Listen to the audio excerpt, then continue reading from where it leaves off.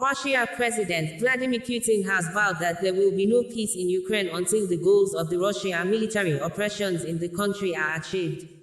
Putin stated this on Thursday during his end-of-year press conference.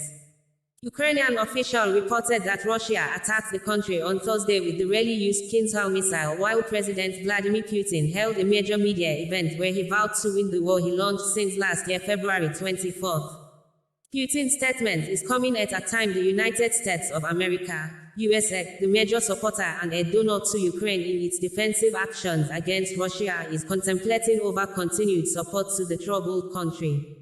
The U.S. Congress is contemplating and questioning the U.S. aid to Ukraine and Israel.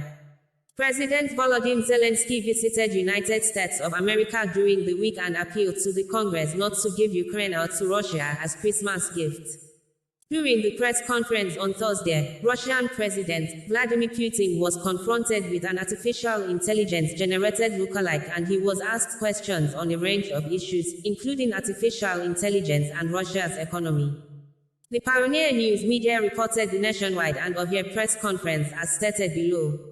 Russian President Vladimir Putin began his end-of-year news conference Thursday vowing that his goals in Ukraine remain the same and that there would be no peace until they are achieved.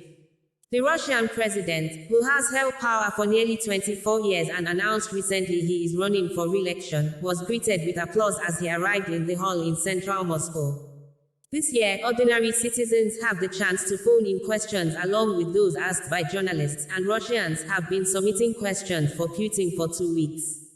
It is the first time Putin, who has heavily limited his interaction with foreign media, will potentially face multiple questions from Western journalists since before the fighting in Ukraine began. Putin said Thursday that Moscow's goals, denazification, demilitarization and a neutral status of Ukraine, remain unchanged. He spelled out those objectives the day he sent troops to Ukraine in February 2022. Denazification refers from Russia's allegations that the Ukrainian government is heavily influenced by radical nationalist and neo-Nazi groups. The claim is derided by Ukraine and the West. Putin has also demanded that Ukraine remain neutral and not join the NATO alliance.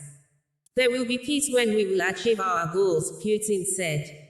The Kremlin has since repeatedly said that the special military operation in Ukraine will continue until those loosely defined goals are achieved. Offering rare detail on Moscow's operation, Putin said some 244,000 troops who were called up to fight in Ukraine are currently on the battlefield and dismissed the need for a second wave of mobilization of reservists. He did not give a total for the number of troops in Ukraine, where professional Russian military forces also fight. In September 2022, Putin ordered a partial military call-up as he tried to boost his forces in Ukraine, sparking protests. There is no need for mobilization now, Putin said, because 1,500 men are being recruited into the Russian army every day across the country. He said as of Wednesday evening, a total of 486,000 soldiers have signed a contract with the Russian military. In addition to the fighting in Ukraine, the economy and social services are expected to be discussed at the news conference, Russian state journal